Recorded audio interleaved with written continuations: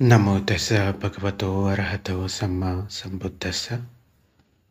ఈరోజు మనం మధ్యమ నికాయలోని మధుర సూక్తం గురించి చెప్పుకుందాం. ఇది భగవానుడు పరినిర్వాణం చెందిన తర్వాత చెప్పబడిన సూత్రం అన్నట్లుగా మనకి తెలుస్తుంది. దీంట్లో మహాకచ్చాన బంతేకి ఇంకా మధుర రాజుకి మధ్య జరిగిన సంభాషణ కనపడుతుంది. ఈ సూత్రంలో ముఖ్యంగా బ్రాహ్మణులు మిగతా వర్ణాల కన్నా మిగతా వర్ణాల వారి కన్నా శ్రేష్ఠులు అనడం కేవలం లోకనానుడి మాత్రమేనని, ఇతర వర్ణాల వారి వలనే మా బ్రాహ్మణులు కూడా పుణ్యకర్మలు చేస్తేనే సుగతిని, పాపకర్మలు చేస్తే దుర్గతిని పొందుతారని బంతే మహాకచ్చానుడు మధురరాజు అవంతిపుత్రుడికి బోధించడం జరిగింది. ఈ సూత్రం ఇలా మొదలవుతుంది: నేను ఇలా విన్నాను అని. ఒక సమయంలో ఆయుష్మంతుడు మహాకచ్చానుడు భిక్షువు మహాకచ్చానుడు మధురలో గుందవనం అన్నమాట, వనం పేరు గుందవనంలో ఉంటున్నాడు. మధురరాజు అవంతిపుత్రుడు మధురలో ఈ గుందవనంలో ఈ కచ్చాన శ్రమణుడు ఉంటున్నాడని విన్నాడు. బహుశా ఈ కచ్చాన బంతే భగవానుడు అగ్రశిష్యుల్లో ఒక్కరో కాదో నాకు డౌట్, బట్ ఒక్కరే అయితే కనుక భగవానుడే స్వయంగా చెప్తాడు. అదేంటంటే, ధర్మాన్ని విడమర్చి సరళంగా చెప్పడంలో మహాకచ్చానుడు అగ్రగణ్యుడు. అంటే భగవానుడు కొన్నిసార్లు సంక్షిప్తంగా ధర్మాన్ని బోధించినప్పుడు భిక్షువులు ఎవరి దగ్గరికి వెళ్తే దాన్ని వివరంగా చెప్తారు అని ఆలోచించినప్పుడు మహాకచ్చాన బంతే వాళ్ళ మనసులో మొదటగా మెదులుతాడు. ఎందుకంటే భగవానుడి బోధనను విడమర్చి సరళంగా చెప్పగలిగిన శిష్యుల్లో మహాకచ్చానుడు అగ్రగణ్యుడు అని చెప్తాడు. అయితే ఈ మహాకచ్చానుడు ఈ వనంలో ఉంటున్నాడని ఆ రాజు విని, ఆ కచ్చానుల వారు పండితుడు, వివేకి, మేధావి, బహుశ్రుతుడు, చిత్రకథికుడు, ప్రత్యున్మతి, ఇంకా వృద్ధుడు, అర్హంతుడు ఆయన శుభకీర్తి వ్యాపించి ఉంది. అటువంటి అర్హంతుల దర్శనం మంచిది అని అనుకుంటాడు. అప్పుడు మధురరాజు అవంతిపుత్రుడు భద్రమైన వాహనాలను కట్టించి భద్రమైన వాహనం ఎక్కి మహారాజ వైభవంతో ఆయుష్మంతుడు మహాకచ్చానుడి దర్శనానికి మధుర నుండి బయలుదేరాడు. వాహనాలు పోగలిగినంత వరకు వాహనాలపై పోయి, ఆ తర్వాత వాహనం నుండి దిగి కాలినడకని మహాకచ్చానుని వద్దకు చేరుకొని ఆయుష్మంతుడు మహాకచ్చానుని కుశల ప్రశ్నలు అడిగాడు. కుశల ప్రశ్నలు పూర్తి చేసుకొని ఒక పక్కన కూర్చున్నాడు ఆ రాజు. ఒక పక్కన కూర్చున్న మధురరాజు అవంతిపుత్రుడు. అంటే అప్పట్లో పేర్లని ఈ విధంగా పిలుచుకునేవారనమాట. ఉదాహరణకి సారిపుత్రుడు అంటే సారిపుత్రుడి అసలు పేరు ఉపతిస్స, అతని తల్లి పేరు సారి అన్నమాట.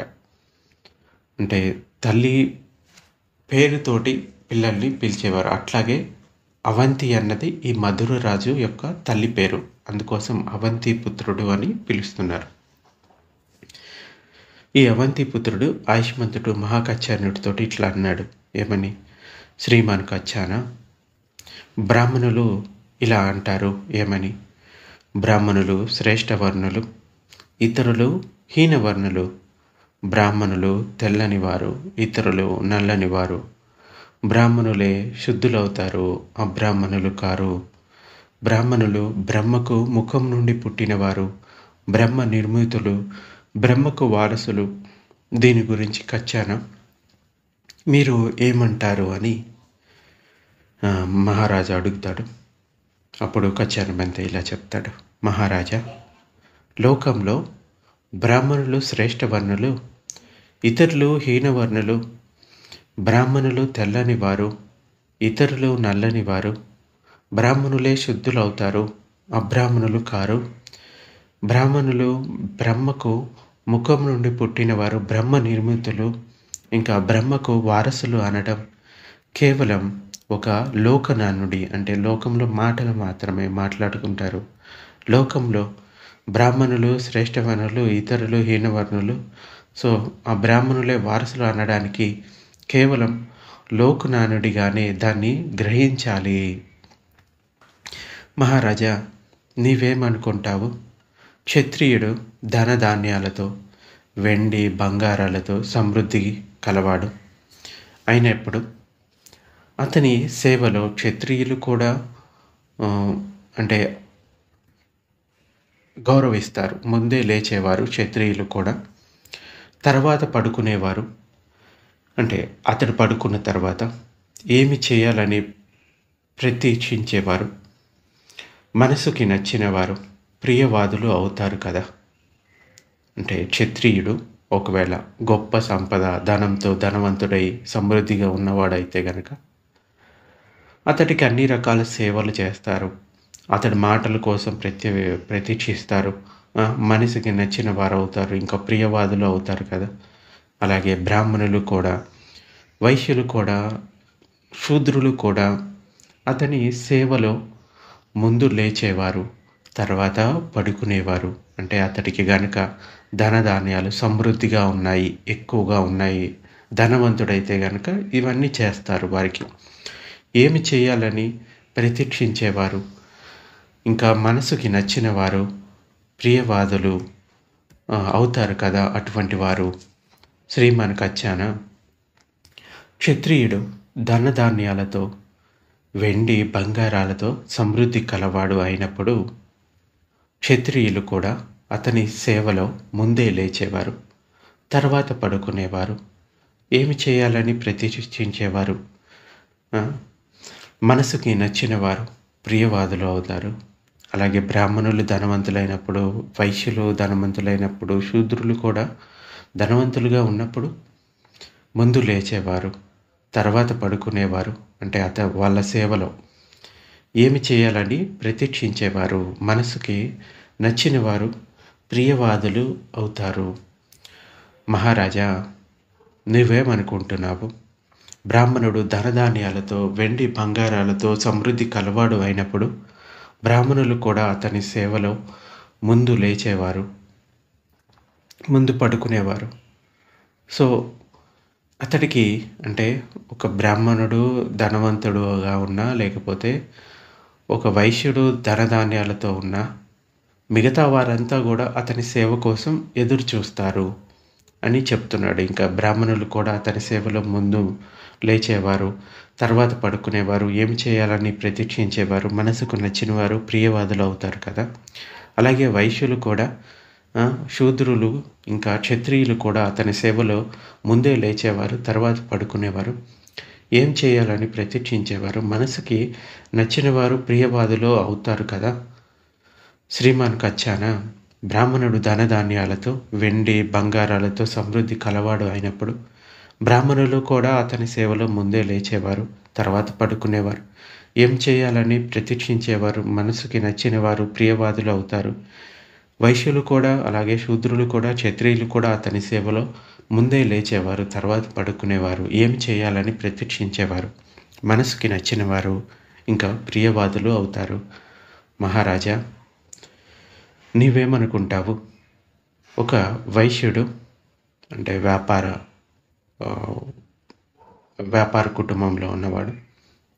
అతడు ధనధాన్యాలతో, వెండి బంగారాలతో సమృద్ధి కలవాడు అయినప్పుడు అతన్ని వైశ్యులు కూడా ముందే లేచేవారు, తర్వాత పడుకునేవారు. ఏం చేయాలని ప్రతీక్షించేవారు. అంటే అతని దగ్గర సేవకులుగా ఉన్న వాళ్ళు అనమాట, లేదంటే బయట వాళ్ళు. మనసుకి నచ్చిన వారు ప్రియవాదులు అవుతారు కదా. అలాగే శూద్రులు కూడా, క్షత్రియులు కూడా, బ్రాహ్మణులు కూడా ముందే లేచేవారు, తర్వాత పడుకునేవారు. ఏమి చేయాలని ప్రతీక్షించేవారు. మనసుకి నచ్చిన వారు ప్రియవాదులు అవుతారు కదా. శ్రీమన్కచ్చాన వైశ్యుడు ధనధాన్యాలతో, వెండి బంగారాలతో సమృద్ధి కలవాడు అయినప్పుడు వైశ్యులు కూడా ముందే లేచేవారు, తర్వాత పడుకునేవారు. ఏమి చేయాలని ప్రతీక్షించేవారు. మనసుకి నచ్చిన వారు ప్రియవాదులు అవుతారు. శూద్రులు కూడా, క్షత్రియులు కూడా, బ్రాహ్మణులు కూడా ముందే లేచేవారు, తర్వాత పడుకునేవారు. ఏం చేయాలని ప్రతీక్షించేవారు. మనసుకి నచ్చిన వారు ప్రియవాదులు అవుతారు. మరి మహారాజా, నీవేమనుకుంటావు? శూద్రుడు ధనధాన్యాలతో, వెండి బంగారాలతో సమృద్ధి కలవాడు అయినప్పుడు, శూద్రులు కూడా ముందే లేచేవారు, తర్వాత పడుకునేవారు. ఏమి చేయాలని ప్రతీక్షించేవారు. మనసుకి నచ్చిన వారు ప్రియవాదులు అవుతారు కదా. అలాగే క్షత్రియులు కూడా, బ్రాహ్మణులు కూడా, వైశ్యులు కూడా ముందే లేచేవారు, తర్వాత పడుకునేవారు. ఏం చేయాలని ప్రతీక్షించేవారు. మనసుకి నచ్చిన వారు ప్రియవాదులు అవుతారు కదా. శ్రీమాన్ కచ్చాన శూద్రుడు ధనధాన్యాలతో, వెండి బంగారాలతో సమృద్ధి కలవాడు అయినప్పుడు, శూద్రులు కూడా ముందే లేచేవారు, తర్వాత పడుకునేవారు. ఏం చేయాలని ప్రతీక్షించేవారు.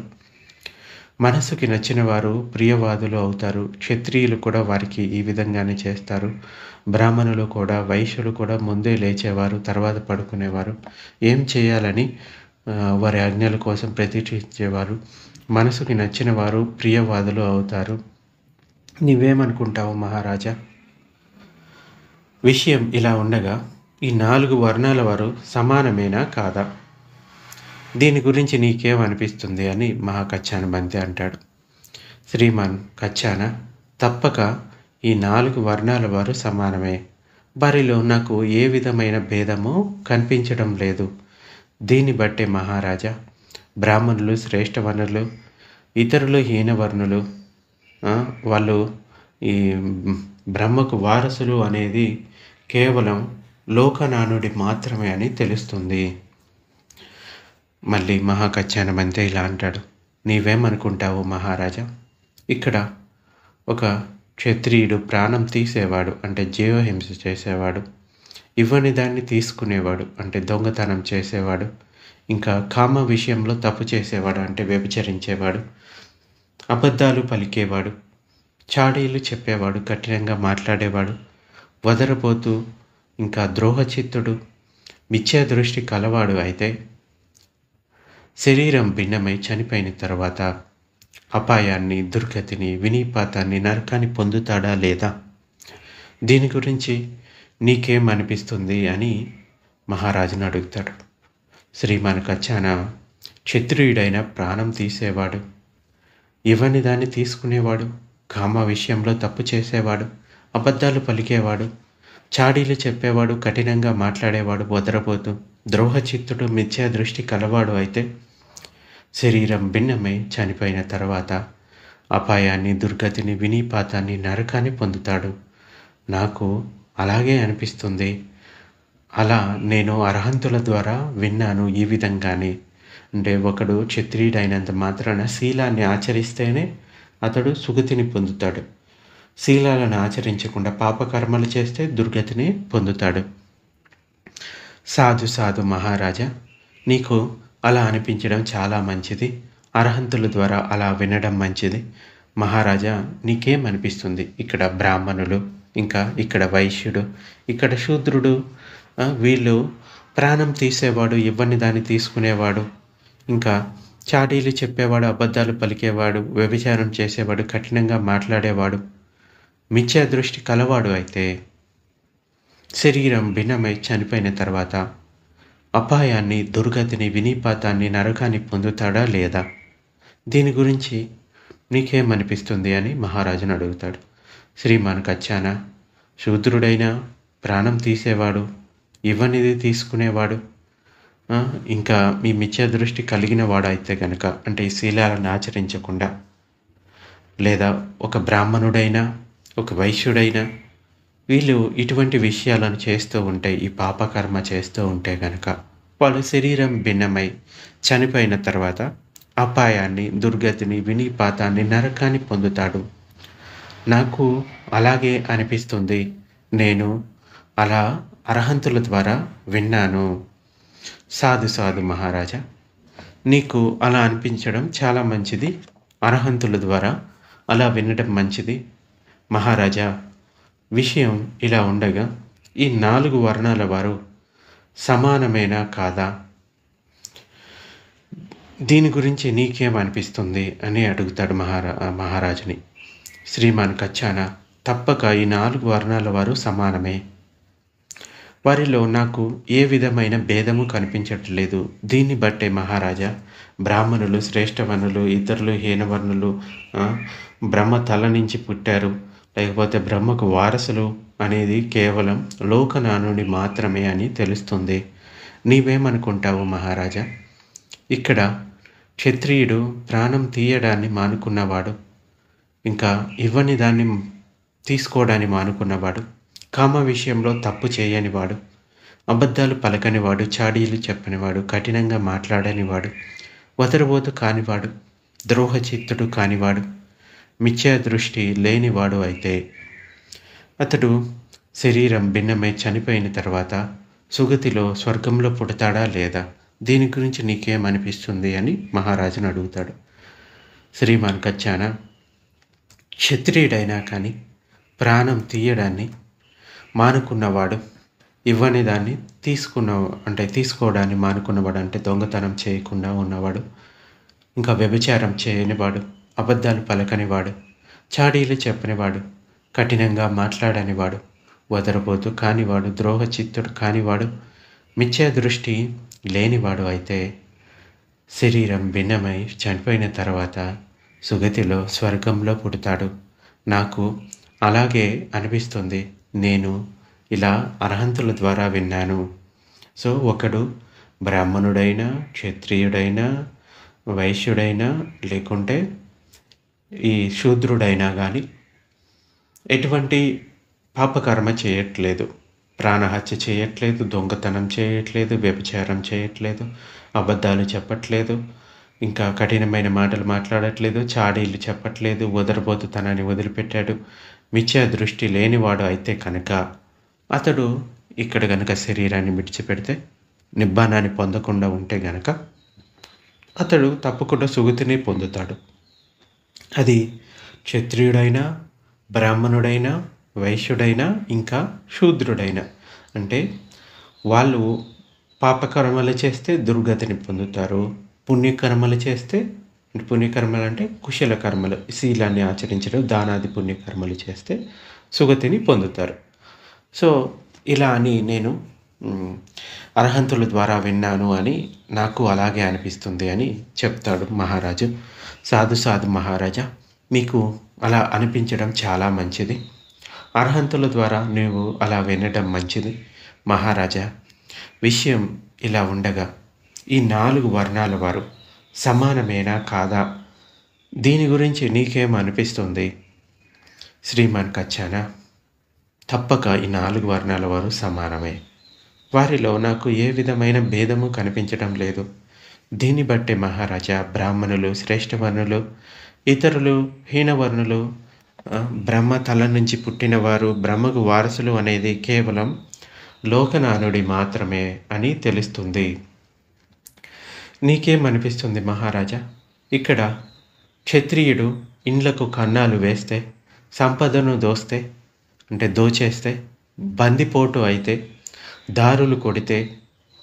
దారులు కొట్టడం అంటే కొన్నిసార్లు అడవుల్లో వెళ్ళేటప్పుడు కాపుగాచి దొంగతనాలు చేయడం, పరుల భార్యలను పొందితే మీ మనుషులు వాడిని పట్టుకొని నీకు చూపిస్తూ, అంటే మహారాజా మీకు చూపిస్తూ, దేవా వీడే దొంగ, అతిచారి, వీనికి మీరు కోరుకున్న శిక్షను విధించండి అంటే నువ్వేం చేస్తావు మహారాజా అని అడుగుతాడు కచ్చాని బంతి. శ్రీమన్ కచ్చానా, వధిస్తాను, లేదా జరిమానా విధిస్తాను, లేదా బహిష్కరిస్తాము, అతనికి తగిన శిక్షను వేస్తాను. అందుకు కారణం ఏంటి శ్రీమాన్ కచ్చానా? పూర్వం అతడు క్షత్రియుడు, ఇప్పుడు అది అతని నుండి తొలగిపోయింది. ఇప్పుడు అతడు దొంగగా మాత్రమే గుర్తింపబడుతున్నాడు. నీకేమనిపిస్తుంది మహారాజా?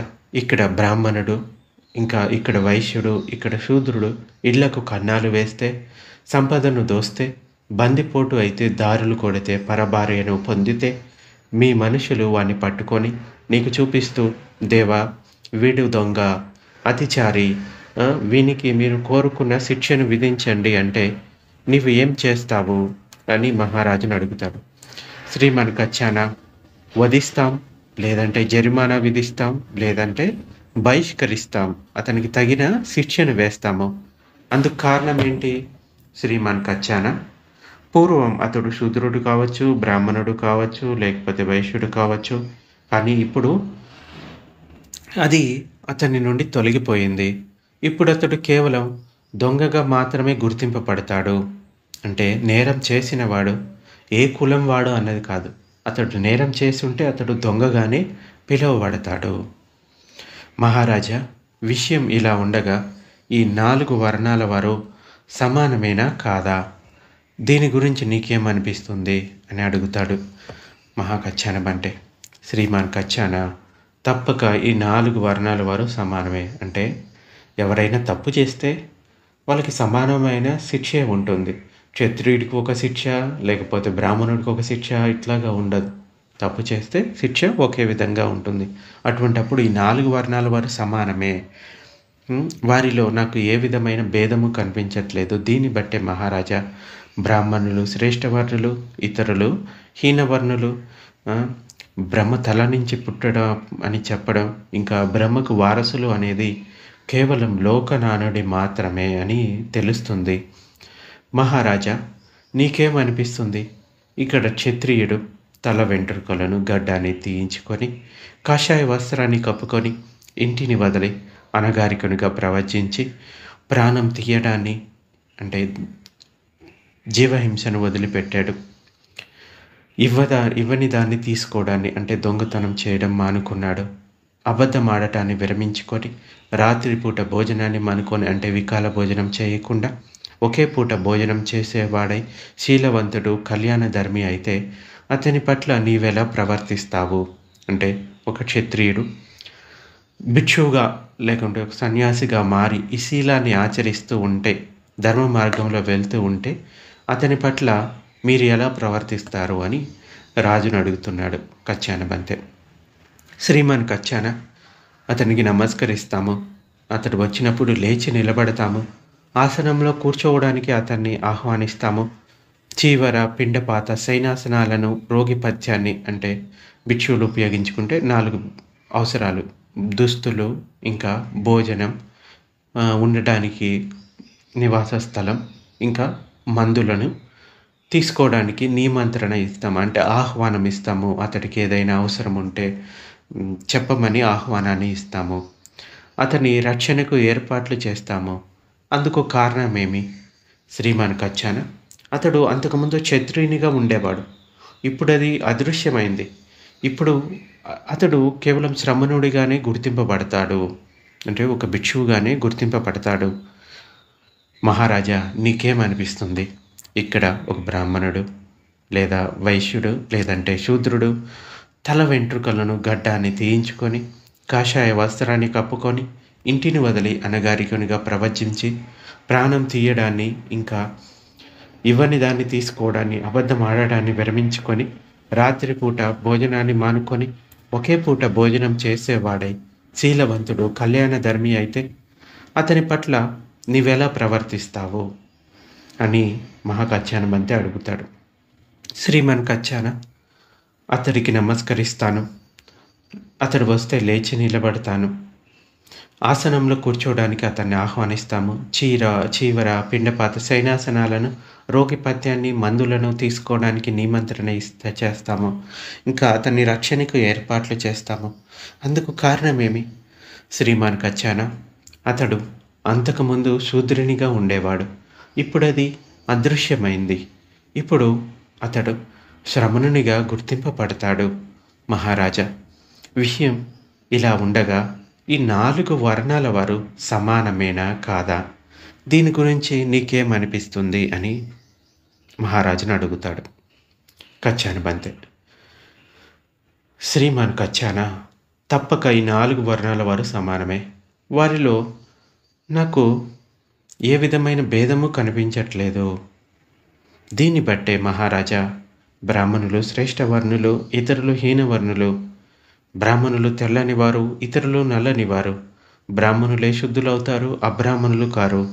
బ్రాహ్మణులు బ్రహ్మకు ముఖం నుండి పుట్టిన వారు బ్రహ్మ నిర్మితులు, బ్రహ్మకు వారసులు అనడం కేవలం లోకనాండి మాత్రమే అని తెలుస్తుంది. అలా అనగా మధురరాజు అవంతిపుత్రుడు ఆయుష్మంతుడు మహాకచ్చానుడితో ఇట్లా అంటాడు: సుందరం బంతే శ్రీమాన్ కచ్చాన, సుందరం శ్రీమాన్ కచ్చాన, బోర్లా పడిన దాన్ని చక్కగా నిలిపినట్లు, మూసిన దాన్ని తెరిచినట్లు, మూడునికి త్రోవ చూపినట్లు, కన్నులు కలవాడు రూపాన్ని చూడడానికి వీలుగా చీకటిలో నూనె దీపాన్ని పట్టినట్లుగా శ్రీమాన్ కచ్చానుల వాడు అనేక విధాలుగా ధమ్మాన్ని ప్రకాశింపచేశారు. ఇదే నేను కచ్చానుల వారి నుండి శరణు పొందుతున్నాను, ధమ్మాన్ని శరణు పొందుతున్నాను, భిక్షు సంఘాన్ని కూడా శరణు పొందుతున్నాను. అంటే అప్పటికి భగవానుడు పరినిర్వాణం చెంది ఉన్నాడు కాబట్టి ఇక సాధారణంగా భగవానుడు బ్రతికి ఉన్నప్పుడు ఆయన దగ్గర ధర్మాన్ని విన్నప్పుడు బుద్ధుణ్ణి శరణు పొందుతున్నాను అని వస్తూ ఉండేది. సో దీన్ని బట్టి ఆయన పరినిర్వాణం చెందిన తర్వాత ఈ సూక్తం జరిగినట్లుగా మనం అర్థం చేసుకోవచ్చు. సో కచ్చానుల వారు నేటి నుండి నా ప్రాణాలు ఉన్నంత వరకు నన్ను శరణు పొందిన ఉపాసకునిగా గుర్తుంచుకొనుగాక. మహారాజా, నీవు నన్ను శరణు పొందవద్దు. నేను ఎవరిని శరణు పొందానో ఆ భగవానుని నీవు శరణు పొందు. శ్రీమాన్ కచ్చాన అరహంతుడు సమ్మా సంబుద్ధుడు అయిన ఆ భగవానుడు ఎక్కడ ఉన్నాడు అంటే ఎక్కడ ఉంటున్నాడు? మహారాజా, అరహంతుడు సమ్మా సంబుద్ధుడైన ఆ భగవానుడు పరినిర్వాణాన్ని పొందాడు.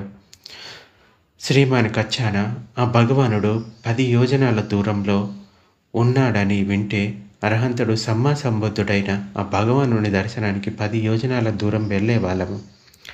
శ్రీమాన్ కచ్చాన భగవానుడు 20 యోజనాల దూరంలో ఉన్నాడని వింటే అరహంతుడు సమ్మా సంబుద్ధుడైన ఆ భగవానుని దర్శనానికి 20 యోజనాల దూరం వెళ్ళే వాళ్ళము. అలాగే ఆయన 30 యోజనాల దూరంలోనూ, 40 యోజనాల దూరంలోనూ, 50 యోజనాల దూరంలోనూ ఉన్నాడని విని ఉంటే అరహంతుడు సమ్మా సంబుద్ధుడైన ఆ భగవానుని దర్శనానికి 50 యోజనాల దూరమైన వెళ్ళే వాళ్ళము. 100 యోజనాల దూరంలో ఉన్నాడని వింటే అరహంతుడు సమ్మా సంబుద్ధుడైన ఆ భగవానుని దర్శనానికి 100 యోజనాల దూరమైన వెళ్ళే వాళ్ళము.